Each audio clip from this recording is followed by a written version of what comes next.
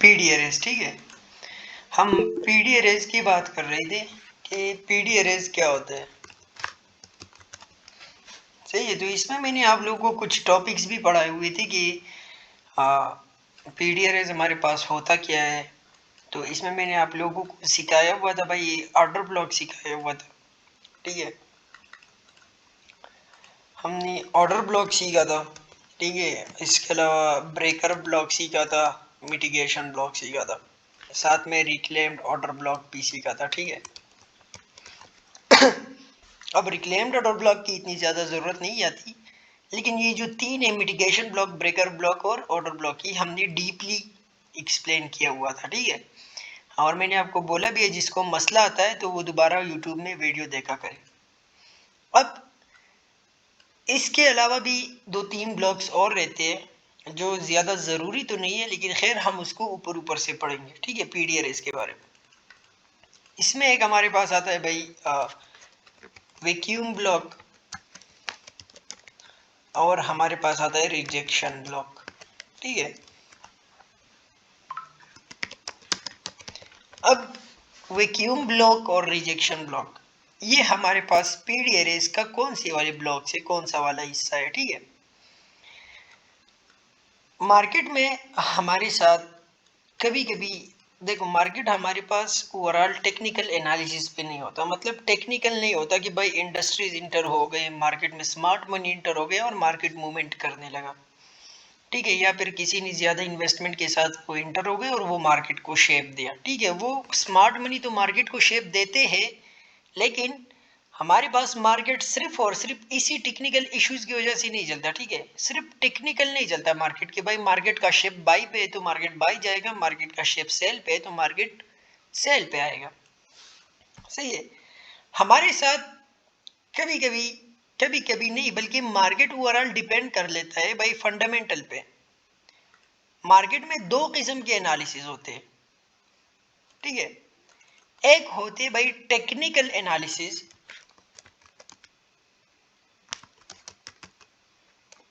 सही है, और दूसरा हमारे पास होता है भाई फंडामेंटल एनालिसिस,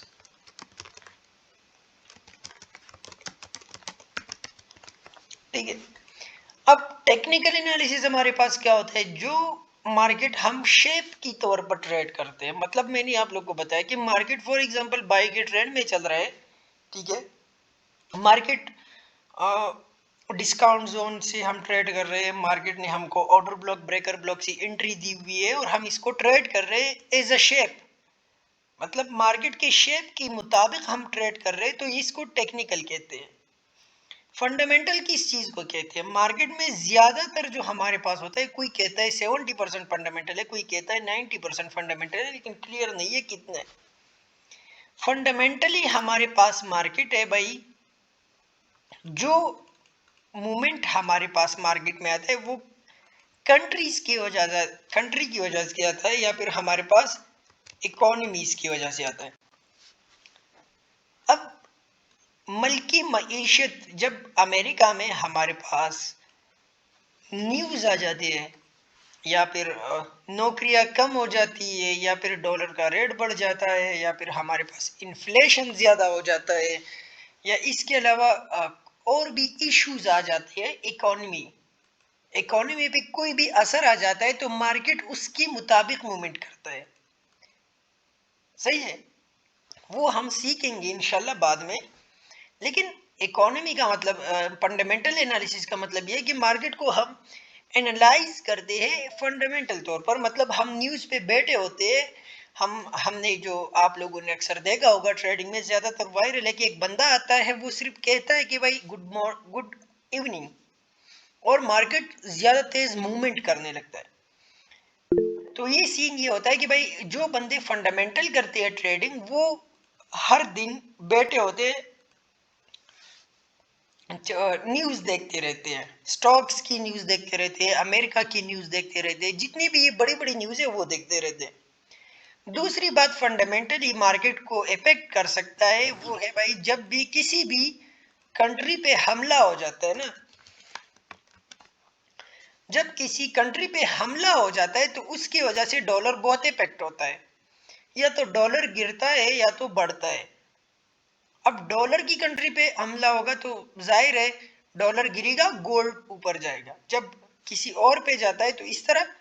जब किसी कंट्री पे हमला हो जाता है या दो कंट्री आपस में जंग कर रही होती है, उसकी वजह से मार्केट पे जो असरात आती है उसको भाई कहते हैं फंडामेंटल एनालिसिस। ये एक्स्ट्रा था, इस टॉपिक के मुताबिक नहीं था, लेकिन एक एक्स्ट्रा बात थी जो आपको समझ में आनी चाहिए आगे, ठीक है। तो मार्केट में इस तरह की दो किस्म की एनालिसिस होती है। अब हम बात कर रहे हैं वैक्यूम ब्लॉक की कि वैक्यूम ब्लॉक क्या होता है। जब हमारे पास मार्केट हर रात को दो बजे या 3 बजे, 2 बजे रात को मार्केट बंद हो जाता है और 3 बजे पाकिस्तानी टाइम पे मार्केट खुलता है, ठीक है।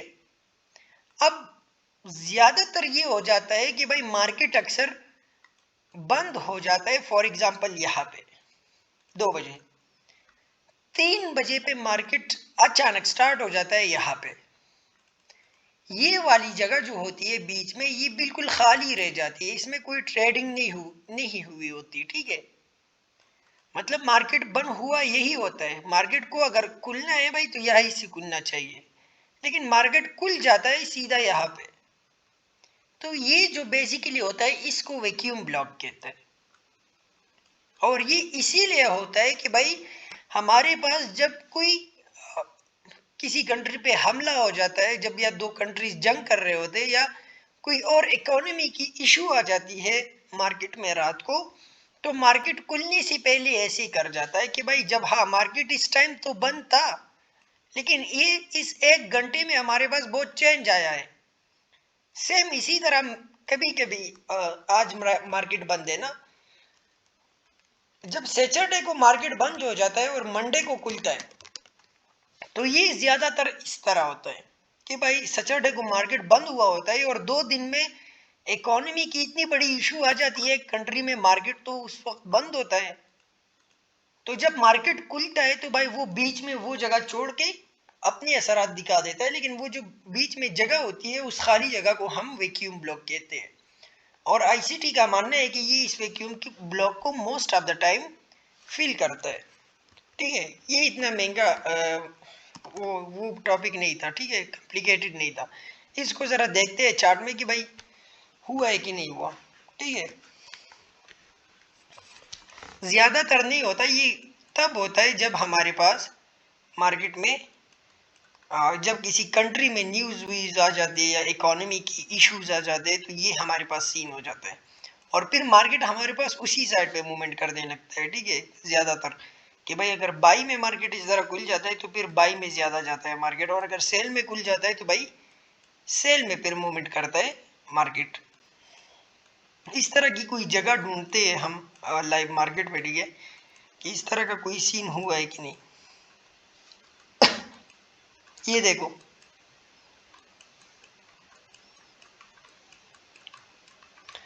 ये जो हमारे पास खाली जगह है यहाँ पे, ये और यहाँ, इसके दरमियान हमारे पास कोई भी कैंडल नहीं है। मार्केट बंद यहाँ पे हुआ है, शुरू यहाँ पे मैंने आपको बताया था 16 बजे मार्केट बंद होता है। 16 बजे मतलब 3 बजे होते हैं शायद, ठीक है, 2 बजे सॉरी, 18 बजे पे खुल जाता है, 4 बजे पे खुल जाता है सुबह पाकिस्तानी टाइम पे, सही है। अब ये जो हमारे पास यहाँ पे बंद होता है, ये देखो ये 16 है और डायरेक्ट 18 है, बीच में 17 गायब है, मतलब 1 घंटे की छुट्टी थी। अब मार्केट बंद यहाँ पे हुआ है भाई 3668 में और खुला कहाँ पे 3672 में, ठीक है। तो ये जो बीच में खाली जगह रह गई है ना, इसको हम कहते हैं भाई वैक्यूम ब्लॉक। समझ में आ रहा है? ये ज्यादातर नहीं होता, लेकिन जानना इसको जरूरी होता है कि भाई इंसान इसको जान ले। दूसरा हमारे पास लास्ट ब्लॉक जो रहते हैं वो होते हैं रिजेक्शन ब्लॉक। ये भी हम आईसीटी में ज्यादातर यूज नहीं करते, लेकिन जानना इसको जरूरी होता है। जितने भी हमारे पास ये वीक होते हैं ना, और जहां से मार्केट वापस आया होता है, मतलब एक जगह पे मार्केट ने ये वीक छोड़ा हुआ है, ठीक है। फॉर एग्जांपल यहाँ पे ये मार्केट ने ये वीक छोड़ा हुआ है, और यहां से मार्केट वापस आया हुआ है, तो इसको रिजेक्शन ब्लॉक बेसिकली कहते हैं। ठीक है, जैसे कि हमारे पास यहाँ पे ये वीक छोड़ा है और यहां से मार्केट वापस गया हुआ है, तो इसको रिजेक्शन ब्लॉक कहते हैं। ज्यादातर लोग रिजेक्शन ब्लॉक को इस तरह ट्रेड करते हैं कि इसको भाई मजर कर लेते हैं, विक को पूरा वो मार्क कर लेते हैं, और जो विक के दरमियान वाला हिस्सा होता है ना, जो रिजेक्शन ब्लॉक के ट्रेडर्स होते हैं, तो वो विक के दरमियान वाली हिस्से से अपनी एंट्री ढूंढते हैं कि मैं भी मार्केट यहाँ से वापस आ जाए। लेकिन हम आईसीटी के ट्रेडर्स ऐसे नहीं करते, हमारी एंट्रीज की शक्लें और तरीके मुख्तलिफ होती है।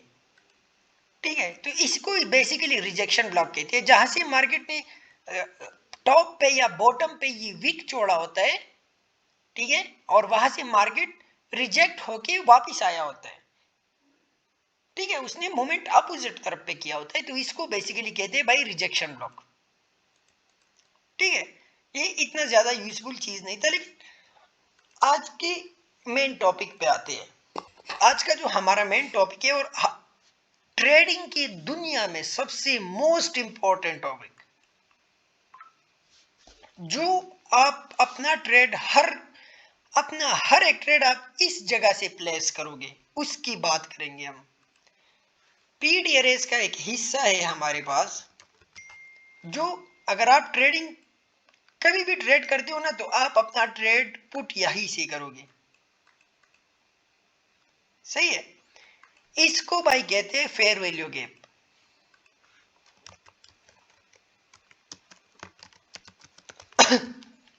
अब फेयर वैल्यू गैप हमारे पास क्या होता है मार्केट में? मार्केट में सारे शक्लें और ये सब कुछ कैंडल्स में होता है। फेयर वैल्यू गैप हमारे पास 3 कैंडल से फॉर्म होता है। ठीक है, 3 कैंडल से ये हमारे पास फॉर्म होता है। इस टॉपिक को भाई जहन में रख लो, ये मोस्ट इंपॉर्टेंट टॉपिक है। 3 कैंडल से हमारे पास फेयर वैल्यू गैप फॉर्म हो जाता है, जिसमें हमारे पास बीच वाले कैंडल को, बीच वाला जो हमारे पास कैंडल होता है, मतलब 1 2 3 कैंडल है ना, 3 की बीच वाला कैंडल जो है मिडिल कैंडल, वो हमारे पास फेयर वैल्यू गैप वाला कैंडल होता है। अब ये फॉर्म कैसे होता है? हमारे पास एक कैंडल होती है इस तरह की, फॉर एग्जांपल ये मैं 3 कैंडल्स ड्रा कर रहा हूं। ठीक है, ये हमारे पास 3 कैंडल्स है, ये इसकी वीक है। ठीक है, ये इसकी वीक है और ये पहली वाली की वीक है। ठीक है,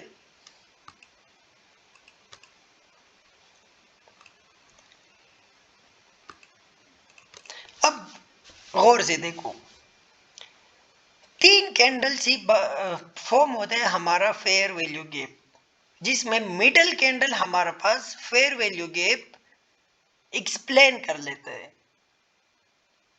अब यहाँ पे देखो, ये बाई का ट्रेंड चल रहा है, इस तरह हमारे पास सेल का अगर होगा तो वो नीचे की तरफ होगा।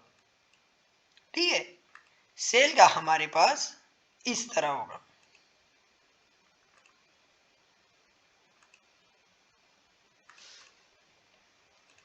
ये इसकी वीक होगी। ये चीज अपने साथ लिख भी लो, जो बिल्कुल न्यू भी है, ठीक है, उनको ये चीज काम आनी है। और हमारी आईसीटी की हर एंट्री भाई होती है यहाँ से। ठीक है, स्ट्रेटेजीज अलग होती है, लेकिन एंट्री हमारे पेयर वैल्यू गैप से ही होती है। ठीक है, तो इसको समझना इसीलिए मोस्ट इंपॉर्टेंट है। ब्रेकर ब्लॉक और ये पेयर वैल्यू गैप, ये मोस्ट इंपॉर्टेंट है।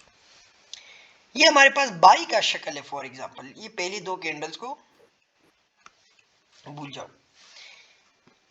कौन से कैंडल्स है हमारे पास बाई में? ये हमारे पास पहली कैंडल हो गई, ये वाली पहली कैंडल,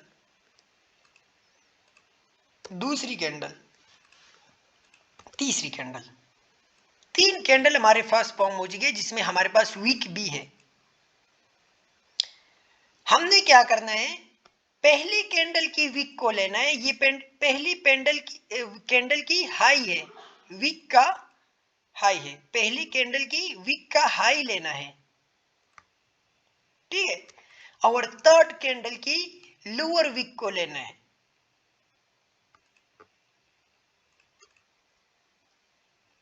सही है।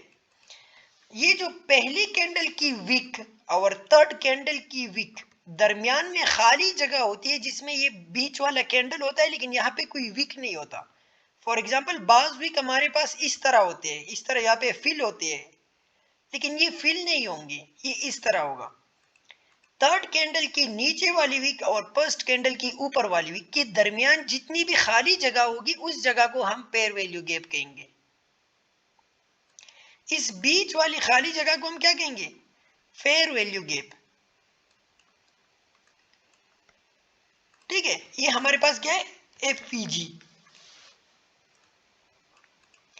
हमने तीन कैंडल्स को लेना है। फर्स्ट कैंडल की अपर विक को लेना है बाय ट्रेंड में, सेकंड कैंडल को छोड़ के थर्ड कैंडल की बॉटम विक लेना है। उसके बीच में ये वाली खाली जगह देखनी है। अगर ये खाली जगह हमारे पास फॉर्म होती है तो ये हमारे पास फेयर वैल्यू गैप हुआ। अगर हमारे पास ये विक और ये विक,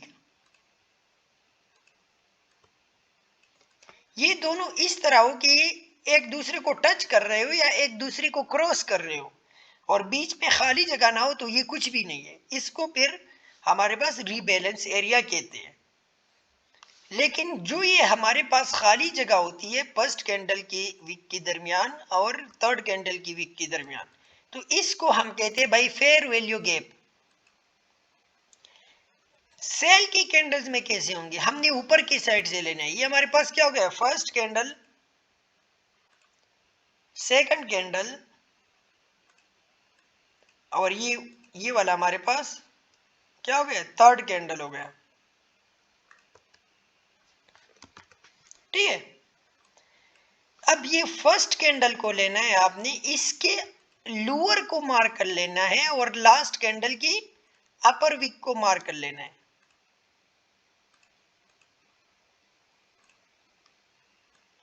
ठीक है, अब इसके बीच जो हमारे पास ये जगह है इसको क्या कहते हैं भाई? Fair value gap. ठीक है, तीन कैंडल्स में से दरमियान वाली कैंडल्स जब खाली पड़ी होती है, मतलब फर्स्ट कैंडल की विक और थर्ड कैंडल की विक उसको टच नहीं कर रहे, एक दूसरे को क्रॉस नहीं कर रहे और उसके बीच खाली जगह है दरमियान में, तो उसको बेसिकली कहते हैं भाई फेयर वैल्यू गैप। समझ में आ रहा है? इसको अब लाइव मार्केट में देखते हैं। ये कैंडल की इस विक को देख लो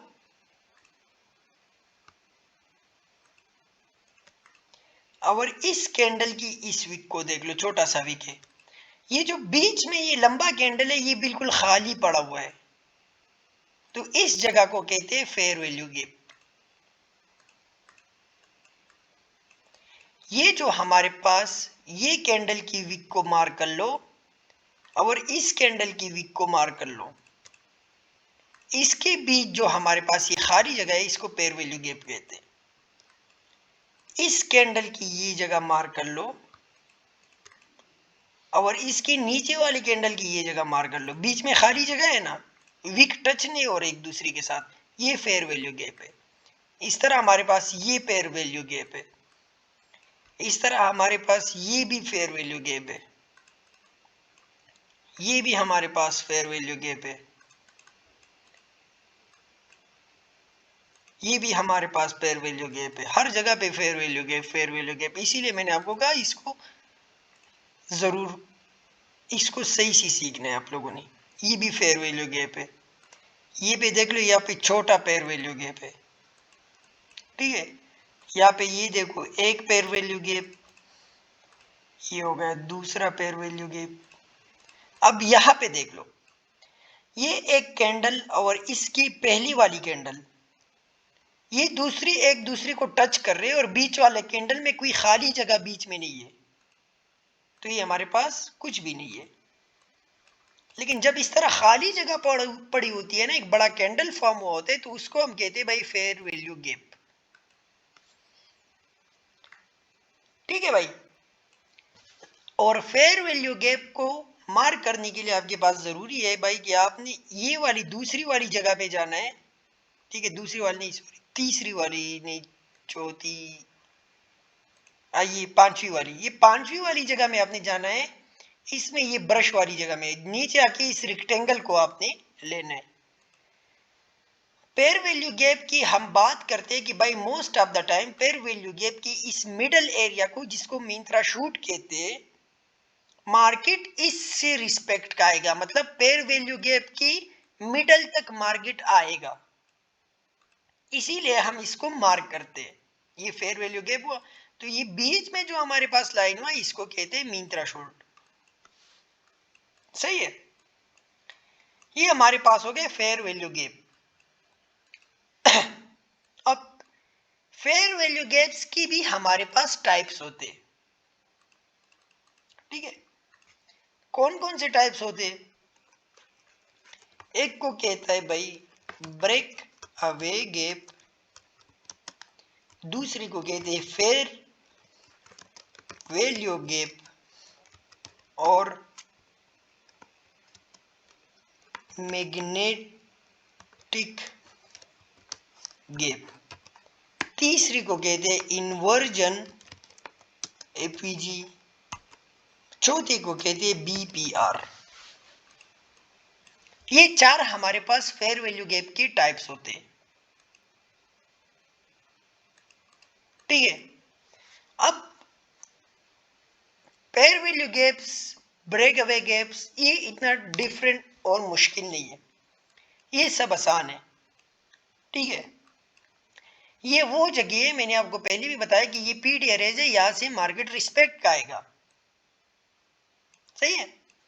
अब ब्रेक अवे गैप हमारे पास क्या होता है? तीन कैंडल्स फॉर्म हो चुकी है। For example candle number 1, candle number 2, candle number 3। इसकी विक्स को ड्रॉ कर लेते हैं।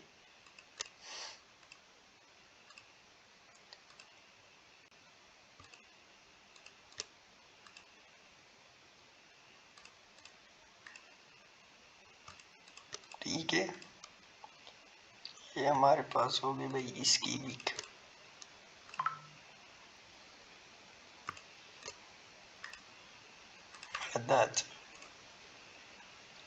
ये हमारे पास होगी इसकी विक्स। अब ये जो बीच में दरमियान वाला हिस्सा है, ये हमारे पास बेसिकली क्या है? फेयर वैल्यू गैप है। ठीक है, खाली जगह जो बीच में। अब ब्रेक अवे गैप किस चीज को कहते हैं? फर्स्ट नंबर पे हमने मिडल कैंडल की अपर विक को मार्क कर लेना है, या फिर अगर आप सेल में देख रहे हो तो लोअर विक को मार्क कर लो। हमने इसकी अपर विक को मार्क कर लेना है। अगर थर्ड कैंडल की बॉडी क्लोजिंग हमारे पास मिडल कैंडल की विक से ऊपर हो जाती है तो इसको बेसिकली कहते हैं ब्रेक अवे गैप। हमारे पास मिडल कैंडल की विक से थर्ड कैंडल की बॉडी क्लोजिंग ऊपर हो चुकी होगी। ठीक है, ये हमारे पास मिडल कैंडल है, इसका हमने विक लिया। ठीक है, अब थर्ड कैंडल की बॉडी क्लोजिंग देखेंगे। मैंने आपको फर्स्ट डे पे बताया हुआ था बॉडी और विक का। जब बॉडी क्लोजिंग हमारे पास विक से ऊपर हो चुकी होती है तो उसको कहते हैं ब्रेक अवे गैप, और ये वीकेस्ट पेयर वैल्यू गैप्स में आते हैं। ठीक है, बॉडी क्लोजिंग जब हमारे पास अपर की तरफ हो जाती है, इस तरह हमारे पास सेल में होता है। लेकिन सेल में आपने चीज को उल्टा लेना है। फॉर एग्जांपल ये हमारे पास मिडल कैंडल की विक है, सारी विक्स ड्रा नहीं कर सकता, टाइम खराब हो रहा है। मिडल कैंडल की विक है, अगर इससे हमारे पास बॉडी क्लोजिंग नीचे हुई होती है थर्ड कैंडल की, तो भाई ये हमारे पास होता है ब्रेक अवे गैप। ठीक है, बॉडी क्लोजिंग की बात हो रही है यहाँ पे, चार्ट में दिखा देता हूं आप लोगों को।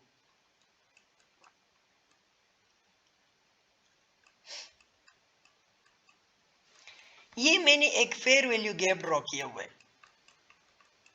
ठीक है, ये वाला खाली जगह जो बीच में पड़ा हुआ है। अब यहाँ पे हमने क्या करना है, तीन कैंडल्स को शुमार करना है, 1 नंबर, 2 नंबर, 3 नंबर, ये तीनों कैंडल है ना, इसके बीच में ये पेयर वैल्यू गैप फॉर्म हो चुका है। अब इसके बीच में ये फेयर वैल्यू गैप पहुंच गया है, तो हमने क्या करना है, पेयर वैल्यू गैप की कैंडल को उठाना है, मतलब मिडल कैंडल को, उसकी वीक को मार्क कर लेना है अपर की साइड पे, और वहां पे देखना है कि बॉडी क्लोजिंग थर्ड कैंडल की कहां पे हुई है। तो बॉडी क्लोजिंग हमारे पास थर्ड कैंडल की विक से ऊपर हो चुकी है, ये आप यहाँ पे देख सकते हो, इसकी विक यहाँ पे है लेकिन बॉडी भी विक से बाहर है। तो ये जो हमारे पास गैप हुआ इसको कहेंगे भाई ब्रेक अवे गैप। सेम यहाँ पे मैंने ये एक फेयर वैल्यू गैप ड्रॉ किया है, तीनों कैंडल से बनाए, 1 number candle, 2 number candle, 3 number candle. Pair value gap वाला कैंडल कौन सा होगा, मिडल कैंडल होगा। मिडल कैंडल की हमने विक को मार्क कर लेना है, हमने ऊपर की तरफ वीक को मार्क कर लिया। बॉडी क्लोजिंग कहां पे हुई है थर्ड कैंडल की, ये थर्ड कैंडल है, थर्ड कैंडल की बॉडी क्लोजिंग ऊपर हो चुकी है, तो ये हमारे पास क्या हुआ, ब्रेक अवे गैप हुआ। सेल की तरफ देखते हैं, ये हमारे पास एक फेयर वैल्यू गैप है, ये पहला कैंडल, ये दूसरा कैंडल जिसमें फेयर वैल्यू गैप फॉर्म हो चुका है, और ये तीसरा कैंडल। तो 1 2 3 मिडल कैंडल कौन सा है, ये है ना। सेल की कैंडल की हमने क्या करना है, लोअर विक को मार्क कर लेना है। यहाँ पे हमने लोअर विक को मार्क यहाँ पे किया, ये हमारे पास इसका बॉटम है। थर्ड कैंडल की बॉडी क्लोजिंग कहाँ पे हुई है, नीचे हो चुकी है, तो ये हमारे पास क्या हुआ, ब्रेक अवे गैप। समझ में आ रहा है, ये हमारे पास है फेयर वैल्यू गैप की ब्रेक्स का पहला नंबर टाइप, ठीक है। बात करेंगे अभी दूसरी नंबर की बात में, जिसको एक्चुअल पेयर वैल्यू गैप कहते हैं या फिर मैग्नेटिक गैप कहते हैं, सही है। अब फेयर वैल्यू गैप किस चीज को कहती है, मतलब मैग्नेटिक फेयर वैल्यू गैप, इसमें सेम टू सेम ये चीज है, लेकिन हमारे पास बॉडी क्लोजिंग ये नीचे हो चुकी होगी और विक ऊपर होगा। सेम टू सेम आपने मिडल कैंडल को लेना है, थर्ड कैंडल की बॉडी क्लोजिंग मिडल कैंडल की विक से नीचे हुई होगी, तो इसको भाई कहेंगे हम मैग्नेटिक फेयर वैल्यू गैप, और ये हमारे पास स्ट्रॉन्ग फेयर वैल्यू गैप में आता है, ये एक स्ट्रॉन्ग फेयर वैल्यू गैप होता है, ठीक है। जब हमारे पास तीन कैंडल बने होते हैं, हमने मिडल कैंडल मतलब पेयर वैल्यू गैप वाला कैंडल लेना है, उससे हमने बॉडी क्लोजिंग देखनी है थर्ड कैंडल की। थर्ड कैंडल की अगर बॉडी क्लोजिंग नीचे की तरफ हुई होती है, तो इसको कहेंगे पेयर वैल्यू गैप या फिर मैग्नेटिक फेयर वैल्यू गैप। इसको भी मार्केट में देखते हैं।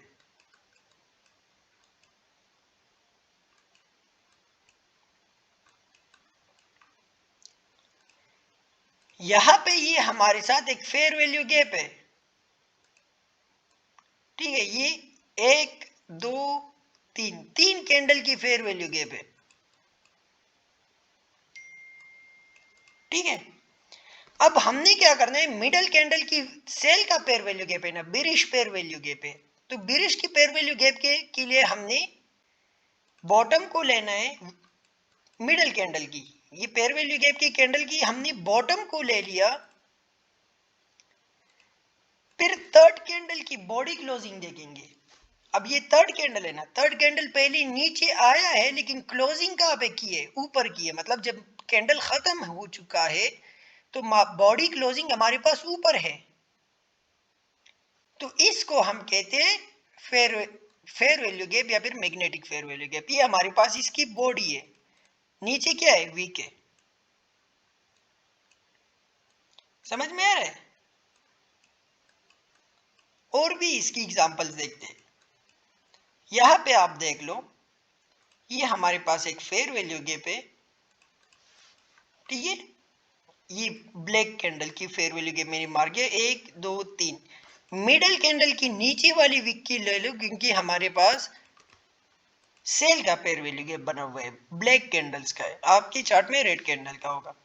थर्ड कैंडल की बॉडी कहां पे क्लोज हो चुकी है, ऊपर की तरफ, वीक से ऊपर बंद हो चुकी है, तो ये हमारे पास क्या हुआ, मैग्नेटिक फेयर वैल्यू गैप हो गया। सही है। यहां पे ये बाई का देख लो, ये एक बाई का फेयर वैल्यू गैप है, ये फेयर वैल्यू गैप का कैंडल है। तो हमने क्या करना है, बाई का फेयर वैल्यू गैप है तो हमने इस कैंडल की हाई को मार्क कर लेना है, थर्ड कैंडल की बॉडी को देखना है। अब ये थर्ड कैंडल है ना, इसकी बॉडी कहां पे है, यहाँ पे नीचे हो चुकी है क्लोज, तो ये हमारे पास क्या हो गया, मैग्नेटिक फेयर वैल्यू गैप हो गया। तो ये हमारे पास है भाई मैग्नेटिक फेयर वैल्यू गैप, या फिर फेयर वैल्यू गैप भी कह सकते हैं आप इसको। थर्ड नंबर पे हमारे पास आता है इन्वर्जन फेयर वैल्यू गैप। अब इन्वर्जन फेयर वैल्यू गैप हमारे पास क्या होता है, आपको इससे पहले वाली क्लास में मैंने आपको बताया था कि जब एक ऑर्डर ब्लॉक ब्रेक हो जाता है बॉडी के साथ, तो हमारे पास क्या बन जाता है, ब्रेकर ब्लॉक। यहां वही सीन अप्लाई करेंगे। इन्वर्जन फेयर वैल्यू गैप हमारे पास फॉर्म होता है भाई 4 या 5 या 6 कैंडल से, लेकिन 3 से ज्यादा कैंडल होते हैं, क्योंकि ऑलरेडी एक फेयर वैल्यू गैप बना होता है। ये हमारे पास एक फेयर वैल्यू गैप बना हुआ है, ठीक है। चौथा कैंडल या पांचवा कैंडल हमारे पास फॉर्म हो जाते हैं, जो क्या करता है, हमारे पास बॉडी क्लोजिंग जो होती है वो पेयर वैल्यू गैप जहां से स्टार्ट हुआ होता है उसकी नीचे कर देता है। फेयर वैल्यू गैप स्टार्ट कहां से हुआ है, यहां से स्टार्ट हुआ था, फर्स्ट कैंडल से, यहां से, ये फर्स्ट कैंडल से हमारे पास फेयर वैल्यू गैप स्टार्ट हुआ था, यहां से ये हमारे पास ऊपर गया, 3 कैंडल बन गई, हमारे पास एक प्रॉपर फेयर वैल्यू गैप बना। अब चौथा कैंडल बना जिसने हमारे पास क्या किया, चौथा हो, पांचवा हो, छठा हो, उसने क्या किया, उसने बॉडी क्लोजिंग ये फर्स्ट वाली कैंडल से नीचे कर दी। फर्स्ट वाली कैंडल जहां से फेयर वैल्यू गैप स्टार्ट होता है, फेयर वैल्यू गैप तो यह है ना, ये हमारे पास एक फेयर वैल्यू गैप की जगह है। ये फेयर वैल्यू गैप जहां से स्टार्ट हुआ है वहां से हमारे साथ बॉडी क्लोजिंग इन्होंने नीचे कर दी, तो ये हमारे पास क्या बन गया है, इन्वर्जन फेयर वैल्यू गैप। पहले ये फेयर वैल्यू गैप था, अब क्या बना, इन्वर्जन फेयर वैल्यू गैप। पहले ये किस तरह काम करता था, पहले अगर मार्केट इसमें आता तो हम ऐसे एक्सपेक्ट कर रहे थे कि मार्केट इसको टैप करेगा पेयर वैल्यू गैप को, तो मार्केट ऊपर जाएगा। लेकिन अब ये इन्वर्जन फेल हो गया कि एक पेयर वैल्यू गैप फेल हो गया, इन्वर्जन फॉर्म हो गया। अब ये क्या करेगा, अब ये हमारे पास अगर इसको नेक्स्ट कैंडल टैप करेगा तो ये इस तरह नीचे आएगा। पहले इस पेयर वैल्यू गैप का काम क्या था कि भाई ये बाई का फेयर वैल्यू गैप फॉर्म हो चुका है, अगर कोई कैंडल इसको टैप करता है तो ये ऊपर की तरफ लेके जाएगा। लेकिन ये जब ये फेल हो गया हमारे साथ, बॉडी क्लोजिंग नीचे हो गई, तो हमारे पास अब अगर इसको टैप करेगा तो ये नीचे आएगा, उल्टा काम करेगा। समझ में आ रहा है। तो ये हमारे पास है एक इन्वर्जन फेयर वैल्यू गैप, इसको भी मार्केट में देखते हैं।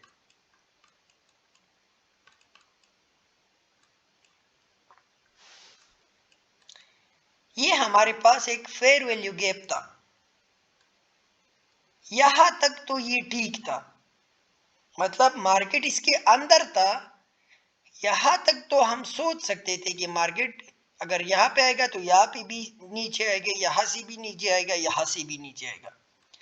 लेकिन ये वाला कैंडल जब फॉर्म हो गया ना, ये बड़ा कैंडल ग्रीन वाला, ये वाला कैंडल जिसकी मैं हाई मार्क कर रहा हूं, इसकी बॉडी क्लोजिंग को अगर आप प्रॉपर तरीके से देखें तो इसकी बॉडी क्लोजिंग इस पेयर वैल्यू गैप से ऊपर हो चुकी है। बहुत टाइम बाद हुआ है लेकिन इसकी बॉडी क्लोजिंग ऊपर हो चुकी है। तो अब ये क्या करेगी, ये क्या बन गया, इन्वर्जन पेयर वैल्यू गैप बना। मैंने क्या बोला कि ये अगर पहले नीचे के लिए काम करता था, अब ये ऊपर के लिए काम करेगा। समझ में आ रहा है। और भी देखते हैं।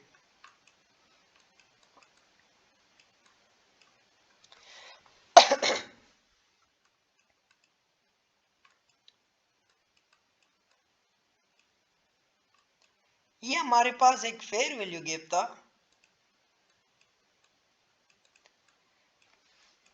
यहां तक तो सब सोच सकते थे कि मार्केट इसको टैप करेगा तो नीचे आएगा, टैप करेगा तो नीचे आएगा, लेकिन जब इसको मार्केट ने इस कैंडल से ब्रेक कर दिया, तो जब इसने इसको टैप किया तो अब ये क्या बन गया, इन्वर्जन। और अब ये क्या काम करेगा, मार्केट को उल्टा लेके जाएगा। समझ में आ रहा है मेरी बात। वैसे ही तो पेयर वैल्यू गैप हमारे साथ काम करता है ट्रेंड के लिए। जैसे कि आप यहाँ पे देख लो, ये हमारे पास एक फेयर वैल्यू गैप है। किस चीज का पेयर वैल्यू गैप है, सेल का पेयर वैल्यू गैप है। मार्केट इसको टैप करता है तो नीचे आता है। फेयर वैल्यू गैप को जब टैप होता है, फिर आप यहाँ पे देख लो, ये हमारे पास एक और पेयर वैल्यू गैप है। इस कैंडल ने जब पेयर वैल्यू गैप को टैप किया हुआ है, मतलब ये तीनों कैंडल के दरमियान जब ये नेक्स्ट कैंडल इसमें एंटर हुआ है, तो इसने क्या काम किया है, इसने सेलिंग के लिए काम किया है। मतलब सेल का पेयर वैल्यू गैप था और सेल पे ही मार्केट को लेके आया है। फेयर वैल्यू गैप का काम ये होता है कि जब वो फॉर्म होता है और मार्केट उसको टैप करता है, तो मार्केट को उसी दिशा में लेके जाते हैं। अब तो ये इसने ये काम कर दिया कि भाई इसने सेल के लिए टैप कर दिया, मार्केट नीचे आ गया। लेकिन जब ये हमारे पास ब्रेक हो गया, यहाँ पे आप देख सकते हैं, जब हमारे पास ये बहुत टाइम पर ब्रेक हो गया, इस कैंडल्स की बॉडी क्लोजिंग इससे ऊपर हो गई, तो अब जब मार्केट इसको टैप करेगा तो मार्केट ऊपर की तरफ जा रहा है, ऊपर की तरफ और फेयर वैल्यू गैप्स बना के जा रहा है। अब एक सीन हमारे पास यहाँ पे ये भी हुआ है कि मार्केट में हमारे पास ये पेयर वैल्यू गैप है ना, इसके नीचे हमारे पास क्या हुआ है, वीक आया हुआ है, लेकिन बॉडी क्लोजिंग नहीं हुई, तो ये फेल नहीं है। मार्केट ने क्या किया है, इस फेयर वैल्यू गैप को टैप किया हुआ है, बॉडी क्लोजिंग भी ऊपर दी और यहां से चला गया। यहाँ पे मार्केट सेलिंग के लिए काम करता था, जब हमारे पास ये फेल हो गया, मार्केट बाई की फेयर वैल्यू गैप्स भी बना रहे हैं, और उसके जब सेलिंग की फेयर वैल्यू गैप को अपोजिट इन्वर्जन को टैप दे रहा है, तो अपोजिट काम कर रहे हैं। समझ में आ रहा है। तो ये हमारे पास हो गया भाई इन्वर्जन फेयर वैल्यू गैप। चौथा नंबर टाइप हमारे पास है भाई बीपीआर, बैलेंस प्राइस रेंज। ठीक है, balance price range. Balance price range किस चीज को कहते हैं,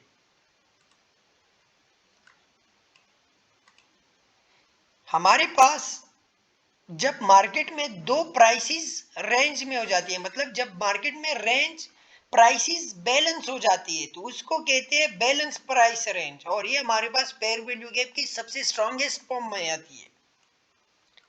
इसमें क्या हो जाते हैं, इसमें आमने सामने एक दूसरे के साथ फेयर वैल्यू गैप आ जाती है। क्या मतलब, मतलब ये कि हमारे पास ये एक फेयर वैल्यू गैप है, ऊपर की तरफ गया हुआ है, ये बाई का फेयर वैल्यू गैप था, फिर इसको मार्केट ने ब्रेक करके नीचे आ गया। लेकिन जब ये नीचे आया, तो इसके सामने हमारे पास एक और फेयर वैल्यू गैप बना, ये देख सकते हैं, ये वाला फेयर वैल्यू गैप भी बनाना। तो जब इसमें छोटा वाला हिस्सा जो होगा, सबसे छोटा वाला पेयर वैल्यू गैप जो एक दूसरे को टच कर रहे हो, उस जगह को हम कहेंगे बीपीआर, बैलेंस प्राइस रेंज। जहां पे दो फेयर वैल्यू गैप्स एक दूसरे के आमने सामने हो जाते हैं, उसको क्या कहते हैं भाई, बीपीआर। मतलब यहाँ पे प्राइस का रेंज बैलेंस हो चुका है। ये हमारे पास एक फेयर वैल्यू गैप था। अब इसके सामने हमारे पास एक और भी फेयर वैल्यू गैप बना, जो ये वाली जगह है। ये दूसरा फेयर वैल्यू गैप यहाँ पे बना, जो हमारे पास छोटा है। तो जो ये जो पेयर वैल्यू गैप है ना, ये छोटा फेयर वैल्यू गैप जो बना है, जो दूसरी पेयर वैल्यू गैप के साथ टच हो रहा है, तो इस जगह को हम कहते हैं भाई बैलेंस प्राइस रेंज, बीपीआर कहते हैं। सेम यहाँ पे ये हमारे पास एक फेयर वैल्यू गैप बना था बाई का, ऊपर से इसके सामने सेल का भी फेयर वैल्यू गैप बना, तो जो ये वाली जगह है, इसको क्या कहेंगे हम, बीपीआर कहेंगे। मतलब यहाँ पे प्राइस का जो बैलेंस है वो सेम हो चुका है। फेयर वैल्यू गैप फॉर्म इसीलिए होता है कि इसमें या तो ज्यादा बड़े बड़े ट्रेडर्स आ जाते हैं या तो हमारे पास न्यूज आ जाते हैं। ये आगे हम एक्सप्लेन करेंगे ये बड़ी बड़ी कैंडल्स हुई कि ये क्यों फॉर्म होती है। लेकिन इसमें ज्यादातर लोग कहते हैं कि ट्रेडिंग इसमें अवॉइड की होती है, या मतलब ये जो खाली जगह होती है इसमें ट्रेडिंग नहीं हुई होती, इसीलिए मार्केट इसको फील करता है। क्योंकि जब मार्केट में ट्रेडिंग नहीं हुई होती तो भाई मार्केट उस जगह को फील करेगा, लोगों को लिक्विडेट करेगा। तो यही था भाई आज का हमारा का class, fair value gap, magnetic fair value gap, break away gap, inversion fair value gap, BPR. इसके अलावा हमने साइड में रिजेक्शन ब्लॉक और वैक्यूम ब्लॉक को भी पढ़ा। ठीक है भाई, और ये सबसे इंपॉर्टेंट टॉपिक तो नहीं था। एक बात ज़हन में याद रख लो, जो मैं आपको class from A to Z पढ़ा रहा हूं ना, अगर आप एक ट्रेड लोगे, आप मतलब मार्केट में इंटर होना चाहते हैं, तो आपको ये ए से लेके जेड तक सारी क्लासेस कंबाइन करके ट्रेड लेनी है। ठीक है। अब अगर हमने आज तक क्या पढ़ा, ट्रेंड्स पढ़े मार्केट में, तो आप जब इंटर होंगे आपने मार्केट का ट्रेंड जरूर देखना है। उसके बाद क्या पढ़ा, हमने टाइम देखनी है सेशंस की। तीसरा हमने क्या पढ़ा, प्रीमियम डिस्काउंट। प्रीमियम डिस्काउंट भी साथ में देखना है, ट्रेंड ट्रेंड के साथ टाइम प्रीमियम डिस्काउंट मिक्स हो गया। उसके बाद पीडीआरएस, उसके बाद मतलब आपने order block, breaker block, mitigation block, fair value gap, इन चीजों में से भी किसी एक चीज को देखना होता है, मतलब पीडीआरए भी मिक्स हो गया। इसके बाद हम पढ़ेंगे लिक्विडिटी, आपने उसको भी देखना होगा। इसके बाद हम पढ़ेंगे इब्डा साइकिल, आपने वो भी देखना होगा।